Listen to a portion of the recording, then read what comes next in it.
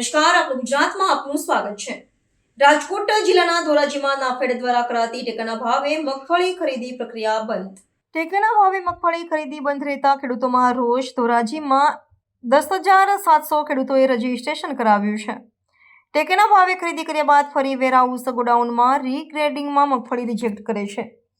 એકવાર ટેકાના ભાવે મગફળી ખરીદી કેન્દ્ર પર નિયમ અનુસાર મગફળીનું ગ્રેડિંગ કર્યા બાદ વેરહાઉસ ગોડાઉનમાં રીગ્રેડિંગમાં ખેડૂતની મગફળી રિજેક્ટ કરાઈ રહી છે।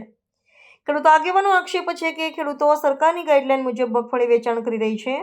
મગફળીનું સંપૂર્ણ ગ્રેડિંગ ખરીદ કેન્દ્ર પર થયા બાદ પર ફરી ગોડાઉન પર રીગ્રેડિંગના બહાના હેઠળ રિજેક્ટ કરાઈ રહી હોવાનું ખેડૂતોનો આક્ષેપ। રીગ્રેડિંગ કર્મચારીઓ દ્વારા નાણાં પડાવવાના હેતુથી મગફળી રિજેક્ટ કરાઈ રહી હોવાનું ખેડૂતોનો આક્ષેપ।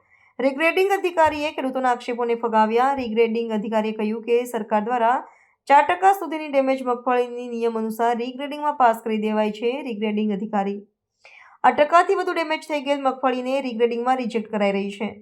ખેડૂતો દ્વારા રીગ્રેડિંગ અધિકારી પર કરાયેલા આક્ષેપો પાયા વિહોણા। મગફળી રીગ્રેડિંગમાં સરકારના નિયમોનું ચુસ્તપણે પાલન કરાઈ રહ્યું હોવાનો અધિકારીઓનો દાવો। નાફેડ દ્વારા કરાતી ટેકાના ભાવે મગફળી ખરીદી કેન્દ્ર આજે બંધ રહેતા ખરીદી કેન્દ્ર સુમસામ। ખેડૂતો મૂંઝવણમાં મુકાયા।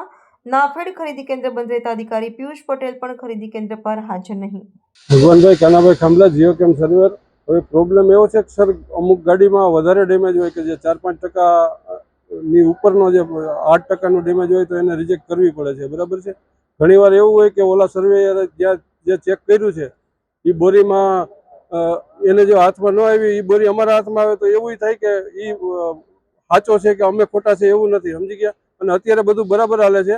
અત્યારે 4 પોઈન્ટ ઉપર ગાડીઓ ખાલી થાય છે, બરાબર। કદાચ એકાદી ગાડીમાં એવો પ્રોબ્લેમ થયો હશે, બરાબર છે। આજે 2 દિવસથી તો રેગ્યુલર ઉતરે જ છે। આજે ખરીદી બંધ છે, આ પ્રશ્નના કારણે શું કહેશો? એટલે ખરીદી બંધ તો કદાચ જગ્યાના હિસાબે ટૂંકમાં ત્યાં જગ્યા કરવા માટે વાહન વ્યવહારની એને પ્રોબ્લેમ હશે, બાકી તો અહીંયા તો રેગ્યુલર ઉતરે જ છે। तो व्हाट्सएप, ट्विटर, फेसबुक, इंस्टा जहाँ भी आपका अकाउंट है, इसे शेयर बटन के द्वारा वहाँ पर शेयर करें।